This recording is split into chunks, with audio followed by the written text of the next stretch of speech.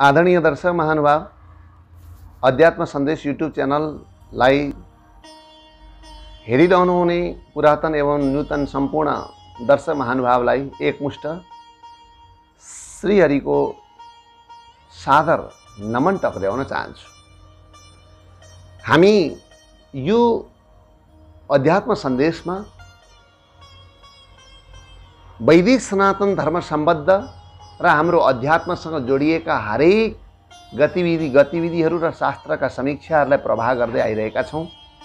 र यस च्यानलमा यदि नयाँ हुनुहुन्छ भने सब्स्क्राइब, लाइक, सेयर गर्न नभुल्नुहोला।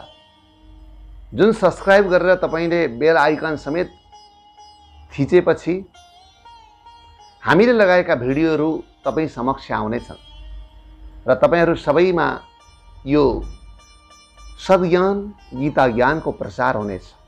र हाम्रो उद्देश्य श्रीमद् भगवत गीता लगायत पूर्वीय सभ्यता, पूर्वीय दर्शनमा भएका सुन्दर सुन्दर विचारहरूलाई सबै समक्ष पुर्याउँ भन्ने अभिलाषा हो।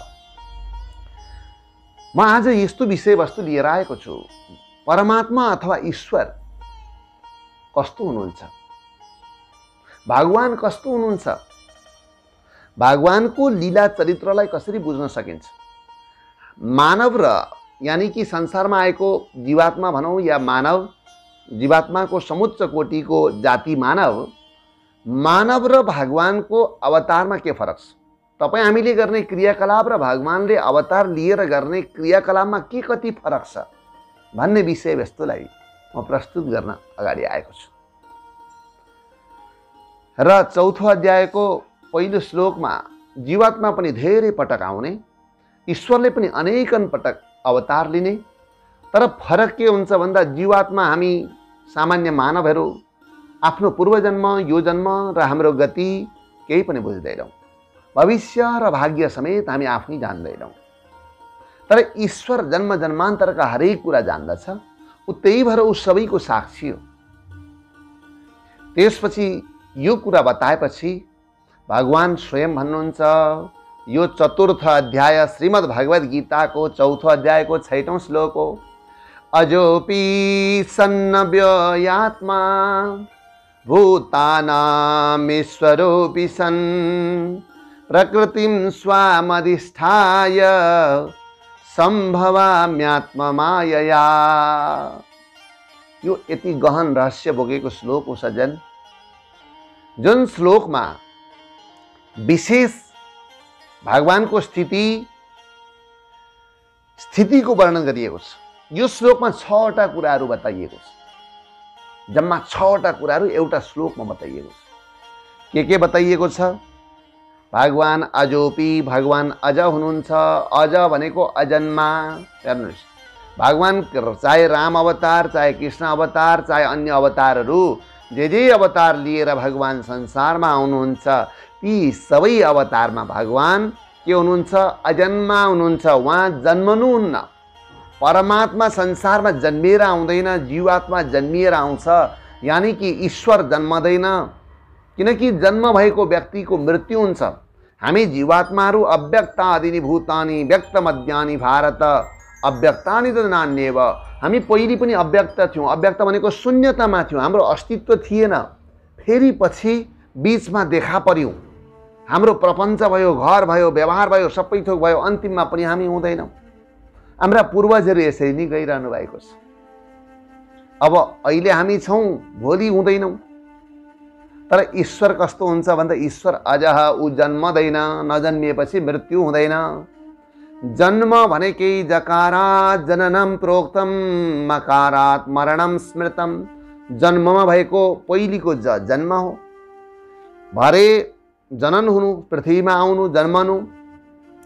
त्यो जन्मको अन्तिमको म हो मरण, अन्तिममा मरण हो। बीचमा नकार छ। नकार आदि किन छ भन्दा नकार भनेको व्यवहारलाई निषेध। अन्तिममा यो व्यवहार तिमीसँग हुँदैन, पहिले पनि थिएन।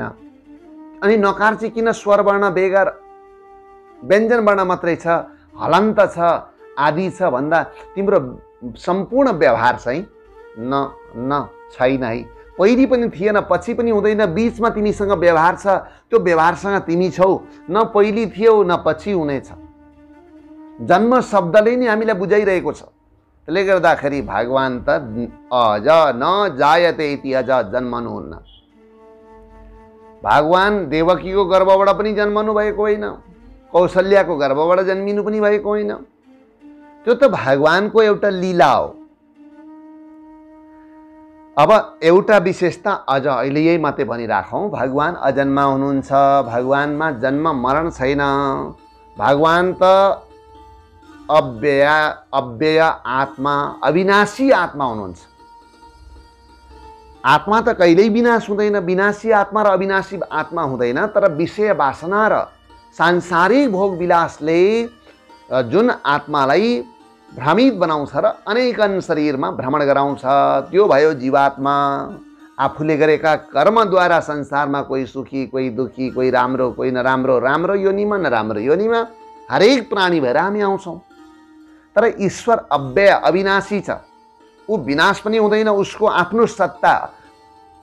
आत्मा पनि विनाश हुँदैन, न जायते म्रियते वा कदाचिन भनेपछि किन अव्यय आत्मा? त्यो ईश्वरलाई चाहिँ अविनाशी आत्मा भनियो, अर्को विनाशी छ र भन्दा होइन। होइन, जुन ईश्वर चाहिँ यस्तो अविनाशी छ, उसको सत्ता कहीँ पनि विनाश हुँदैन, उसमा रहेको प्रकाशपन कहिल्यै पनि विनाश हुँदैन। प्रकृतिमा सज्जन भएका चिजहरू आफ्नो अस्तित्वलाई कहिल्यै गुमाउँदैन। गुमायो भने प्रकृतिमा उसको नामै बदलिन्छ।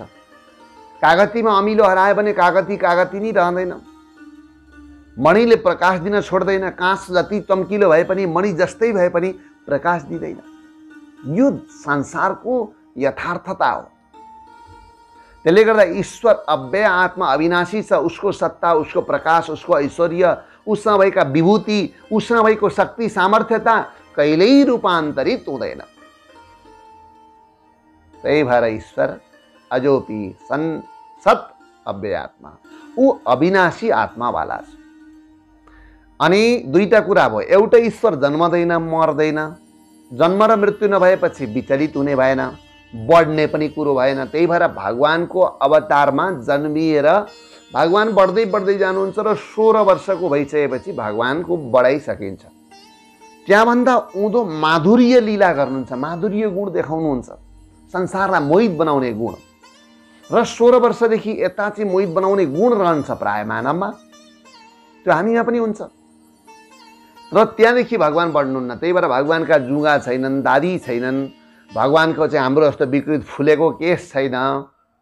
तर ऋषि महर्षिहरू महात्माहरूका छन्, हाम्रो छ, किनभने हामी संसारमा जीवात्मा हौँ। अर्को अविनाशी छ ईश्वर, अर्को हो भूतानाम ईश्वरोऽपि सन्, ऊ भूतानाम ईश्वरः, ऊ सम्पूर्ण प्राणीहरूको ईश्वर हो।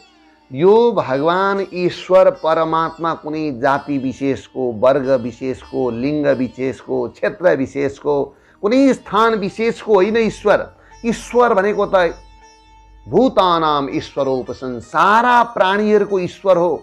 ईश्वर भनेको ईश्वरः सर्वभूतानां हृदयेषु अर्जुन तिष्ठति, 18औं अध्याय भन्नुहुन्छ। ईश्वर त सम्पूर्ण प्राणीका अन्तर्हृदयमा बसोबास गर्छ। उसको बस्ने ठाउँ कहाँ हो भन्दा सबै प्राणीका अन्तर्हृदयमा। अनि उसले के गर्छ भन्दा ईश्वर भनेको प्राणीहरूको ईश्वर पनि उही हो, ईश्वर भनेको शासक हो। अब शासक कस्तो शासक हो भन्दाखेरि आफ्नो अनुपस्थितिमा समेत शासन गर्ने शासक हो। प्रत्यक्ष उपस्थिति बेगर हामीलाई शासन गर्छ। हेर्नुहोस् कसरी गर्छ शासन भन्दा, हामी कहिले बुढो भयौँ थाहा पाउँदैनौँ। हामीले त्यो बुढो बनाउनेलाई देख्नु हो भने हामी त परै जाओस्, कस्ता कस्ता बादशाह, समर्थशाली, शक्तिशाली व्यक्तिहरूले त्यो बुढो बनाउनेलाई पक्रेर पर फालिदिने थियो। धन थियो, शक्ति थियो, सांसारिक शक्तिहरू। त्यसले गर्दा सज्जन त्यो ईश्वर प्रत्यक्ष उपस्थिति बिना नै संसारको शासन गर्छ। कसको मृत्यु कहिले हुने हो, कलकला आउँदो अवस्थामा मृत्यु हुने हो, वृद्ध भएपछि मृत्यु हुने हो, बाल्य अवस्थामा जन्मिने बित्तिकै मृत्यु हुने हो, कर्म अनुसारको उसले फल पाइहाल्छ। के लिएर आएको छ त्यही पाउँछ।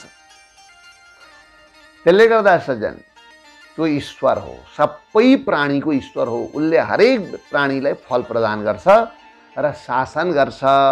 शासन गर्दाखेरि कुनै सिंहासनमा बसेर शासन गर्दैन, कुनै राजपाटमा बसेको राजा महाराजा, कुनै बादशाह, राष्ट्रपति, कुनै शासक जस्तो बसेर गर्दैन। तर उसको शासन सत्ता उसको उपस्थिति बेगरै उसको एक प्रकारको शारीरिक उपस्थिति बेगरै ऊ शासन गरिदिन्छ। र सज्जन, त्यो ईश्वरको स्वरूप तीनटा स्वरूपलाई यहाँ नै बताइयो। परमात्मा कस्तो छ, ईश्वर कस्तो हुनुहुन्छ भन्दाखेरि एउटा अजन्मा हुनुहुन्छ, जसको जन्म छैन, मृत्यु छैन, जन्म र मृत्यु नभएपछि भय छैन, निर्भय छ ईश्वर। संसारमा मृत्युको भयले गर्दा नि अनेकन भयहरू आएका हुन्। मरिन्छ कि डरले गर्दा अनेकन डरहरू तपाईँ हाम्रो अगाडि उपस्थित भएको। ज्वरो आयो, मरिन्छ कि क्या हो, टाउको चड्केर दुख्यो, खुट्टा ठेस लाग्यो, मरिन्छ कि क्या हो, ठेस लागेर झन्नै मरे, बाटामा सर्प देख्यो, यत्रो सर्प देख्यो, झन्नै मरे। जहाँ पनि मृत्युलाई जोडेर हामी भयभीत छौँ। काल ब्याल मुख ग्रास, काल रूपी अजिगरको मुखमा हामी ग्रसित भइरहेका छौँ। त सज्जन, त्यसले गर्दा ईश्वर अजन्मा छ। अजन्मा भएकै कारणले गर्दा ऊ अविनाशी छ। अनि अविनाशी भएर ऊ चुपचाप होइन, यो संसारको हरेक प्राणीलाई उसले नियन्त्रण गरेको छ, शासन गरेको छ। हरेक व्यक्तिले कर्मफल ठिक ठिक समयमा पाएको छ शासनले गर्दा। भगवान कपिल देव यही भएर भागवतको तृतीय स्कन्धमा के भन्नुहुन्छ, मद भयाद बाति बातोयम सूर्यास्तपति मद भयाद। मेरै कारणले गर्दा संसारमा भगवान सूर्य समयमा उदाउनुहुन्छ, समयमा अस्ताउनुहुन्छ। प्रक्रिया हेर्नुहोस् त, हरेक ऋतु परिवर्तनको प्रक्रिया हेर्नुहोस् त, कहीँ तलमाथि हुँदैन। त्यसले गर्दाखेरि ईश्वर प्रत्यक्ष शरीर नभएको शासक हो। विग्रह बेगर सत्ता मात्रै चलाउनेवाला शासक हो ईश्वर। त्यही भएर के भन्नुहुन्छ, अजोपि अजन्मा भए पनि, अविनाशी भए पनि, त्यस्तो सारा प्राणीलाई शासन गर्ने भए पनि, प्रकृतिम स्वामधिष्ठाय सम्भवाम्यात्ममायया, आफ्नी प्रकृतिलाई स्वीकार गरेर, प्रकृति भनेको आफ्नो स्वरूप, आफ्नो त्यो अजन्मा स्वरूपलाई स्वयं विग्रहको रूपमा हाम्रै शरीर जस्तो स्वीकार गरेर भगवान अवतार लिनुहुन्छ। अनि आत्ममाया, आफ्नी मायाद्वारा भगवान की प्रकृति, जुन भगवान की प्रकृति शुद्ध प्रकृति भनेर जसलाई भनिन्छ, जुन सत्वगुण रजगुण तमगुण भन्दा बाहिर छ, एउटी प्रकृति विशुद्ध प्रकृतिले संसारको सृष्टि गर्छिन्। विशेष शुद्ध विशेष गुण भएकी प्रकृति, सत्वरज गुण तमगुणलाई स्वीकार गरेकी प्रकृतिले सृष्टि गर्छिन्। यो दृश्यात्मक प्रकृति त्यही प्रकृति हो। रागात्मक प्रकृति, गुणात्मक प्रकृति, अर्को एउटा शुद्ध प्रकृति भगवानसँग हुन्छ। त्यसलाई सम्बित शक्ति पनि भनिन्छ, आह्लादिनी शक्ति पनि भनिन्छ। भगवानकी शक्ति, त्यो शक्तिलाई लिएर भगवान संसारमा आउनुहुन्छ। जो केही गर्दिनन् पनि सबै थोक गर्छिन् पनि। शक्तिशाली उनको शक्ति कति हो कति हुन्छ। त्यसलाई चिन्मय शक्ति पनि भनिन्छ। चेतनाको रूपमा संसारमा फैलिनेवाली देवी हुन्थी, त्यसलाई देवीको रूपमा पनि व्याख्या गरिन्छ। दुर्गा, भगवती, अम्बिका, जगतजननी, अनेकन प्रकारले ती शक्तिको व्याख्या विश्लेषण भएको छ शास्त्रमा। त्यसलाई चिन्मय शक्ति पनि भनिन्छ। तिनी देवीलाई कृपा शक्ति पनि भनिन्छ, भगवानकी कृपा शक्ति। त्यसैलाई कहिले भगवान राधाजी पनि भनिन्छ, राधा भएर अवतरित हुनुभयो त्यही शक्ति। कहिले सीता भएर संसारमा अवतरित हुनुभयो। भक्तहरूका लागि तिनी शक्ति, चिन्मय शक्ति, भगवानकी विशुद्ध शक्ति, जसको नाम विशुद्ध प्रकृति, भगवत भक्तिको रूपमा प्रकट हुन्छन् कहीँ भक्तका अगाडि।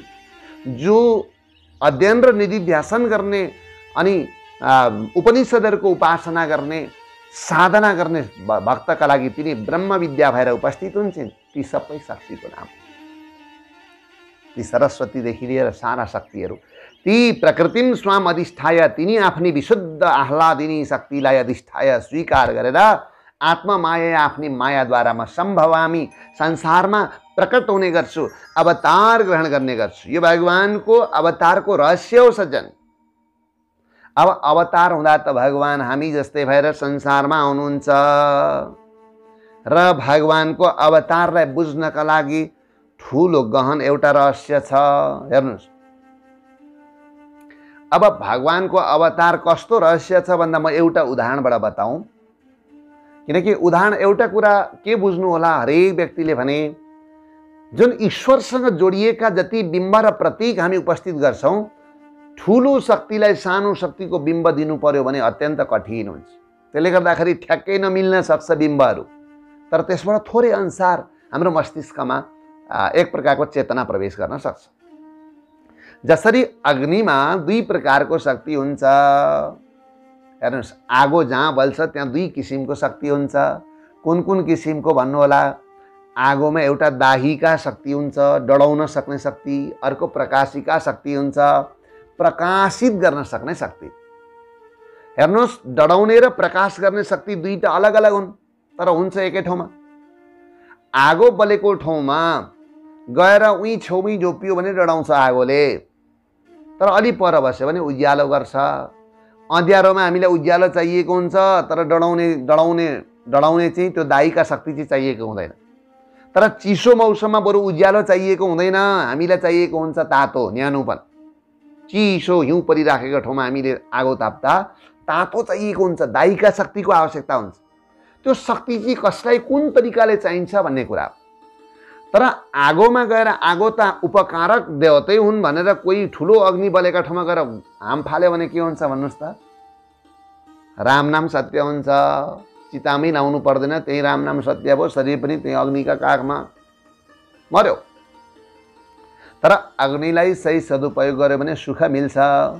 अग्निको प्रकाश लिने व्यक्ति सुख हुन्छ, अग्निको दाहीका शक्तिमा होमिने व्यक्ति मर्छ। अब हेर्नुहोस्, भगवानले कृष्ण अवतार लिनुभयो, राम अवतार लिनुभयो, त्यहाँ कोही मरेको देखियो। रावण मर्यो राम अवतारमा, ताटका मरी, मारीच मर्यो, खरदूषण मरे, कैयौं व्यक्तिहरू मरे। हामी देख्छौँ भगवानले मार्नुभयो भन्छौँ, त्यो कुरो नबुझुन्जेलसम्म भन्छौँ भगवानले मार्नु भएको होइन। अग्नि जस्तो ईश्वरको सत्तामा गएर उनीहरू होमिए, त्यही उनीहरू मासिए। उनीहरूको चेतना संसारमा शक्ति लिएर यो संसारको प्रकृति, ईश्वरसँग जोडिएको प्रकृतिलाई आफ्नो नियन्त्रणमा राख्न चाहन्थे, कसैले बाँच्न नदिन चाहन्थे। बाँच्न दिए पनि दास बनाएर आफूभन्दा धेरै पेलेर थिचोमिचो साथ बाँच्न चाहन्थे। तर उनीहरू गएर भगवानसँग पनि के गरे? गएर त्यही युद्ध गर्न थाले, टकराव गर्न थाले, मरे। अग्निमा पस्यो भने कसको दोष? पस्नेको दोष। अग्निले त न कसैलाई पस भन्छ, न कसैलाई प्रकाश ल्याऊ भन्छ। त्यही विभीषण आदि गरिएका सुदामा आदि, विभीषण, सुदामा, प्रहलाद आदि गरिएका भक्तहरूले भगवानबाट जीवन सफल बनाए, कल्याण भयो, युधिष्ठिर आदिको कल्याण भयो। तिनीहरू के गरे? परैबाट प्रकाश लिए। हेर्नुहोस्, एउटै अवतारमा कसै त्यही होमिए, जीवन गयो, दाहीका शक्तिले डढायो। त्यस्तै भगवानको संसारमा अवतार लिँदाखेरि दुईटा गुण हुन्छन्। हेर्नुहोस्, सजिलो बुझ्न सजिलो। भगवानको अवतारमा एउटा माधुर्य गुण, एउटा ऐश्वर्य गुण हुन्छ। सजिलो माधुर्य गुण भनेको कस्तो भन्दा, भगवान सानोमा खेल्नुभयो। हेर्नुहोस्, भगवानले माटो खाइदिनु भयो, माटो खाँदा बलरामहरूले गएर सुनाइदिए। यशोदा मैयाले अब माटो खाँदै भोलि ढुङ्गा खाला, एउटी आमाले गर्ने काम गरिन्। हातमा पक्रिन् कन्हैयालाई, एउटा हातमा छडी लिइन्। ए कन्हैया, तूने मृदम भक्षितवान रह कि तिमीले एकान्तमा माटो खायौ सोधिन्। अहिले पनि त हाम्रा घरकी आमाले नानीलाई माटो खायो भने गर्ने त्यही हो, कुराकानी मिल्यो। जीवात्मा र परमात्माको एउटै शैली भयो। आमाले हातमा पक्रिन्, भोलिदेखि यसो गर्छ, यसो गर्दैन भन्नु भयो, यही छडीले दिन्छु, आज चाहिँ चिउरा खुवाउँछु भनेर त अहिले पनि आमाहरूले भन्नुहुन्छ। त्यति गरुन्जेल बच्चाले पनि डरायो, रोयो, आँखाबाट पिलपिल आँसु झरे, त्यो पनि मिल्यो। सानो बच्चाले त्यसै गर्छ।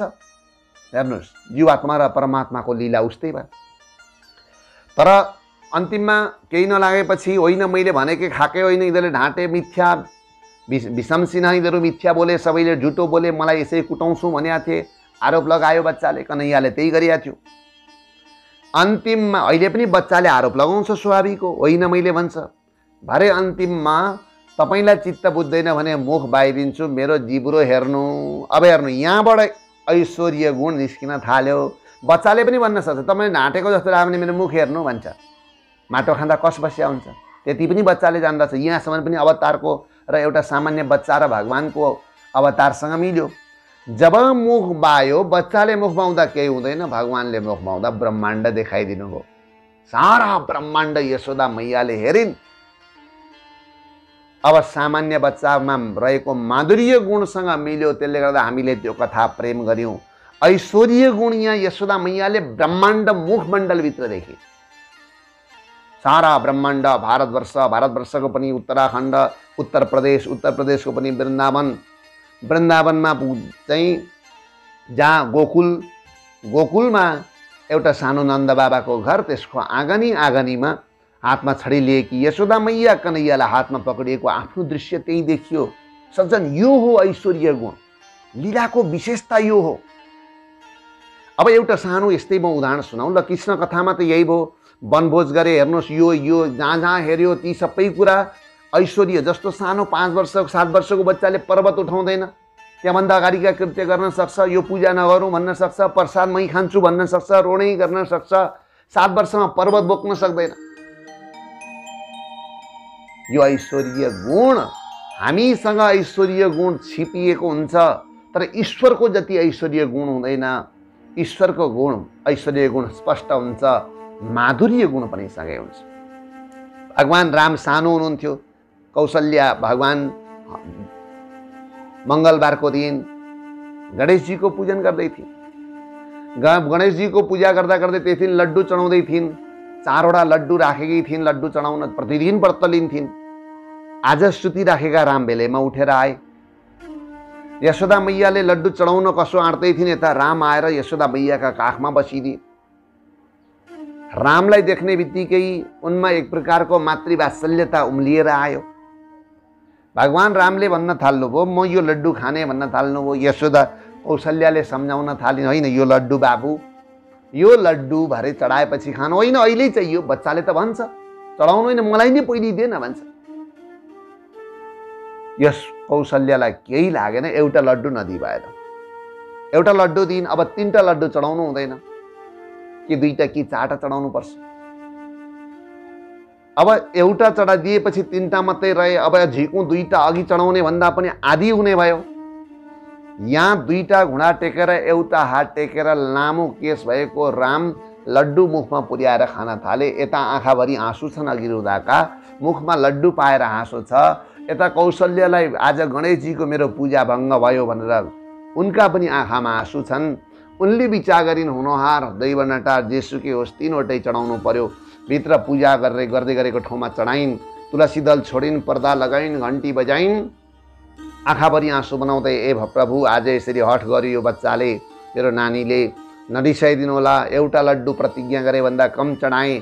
त्यति भन्दै भन्दै पर्दा यसो खोल्दाखेरि पूजा कोठामा न दियो, न गणेश, न कलश, न राखेका केही पात्र। त्यहाँ त एउटा विशाल एउटा मण्डप देखिन्, सिंहासन देखिन्। सिंहासनमा सानो बच्चा आफ्नो राम घुँडा टेकेको छ, श्यामल वर्ण छ, लामो केश छ, आँखाभरि आँसु छन्, 2टा घुँडा र एउटा हात टेकिरहेछ। अनि एक हातमा लड्डु लिएर मुखमा आँखाभरि आँसुसँग खाँदैछ। त्यो पूजा कोठाभित्र प्रभु रामको दर्शन भयो।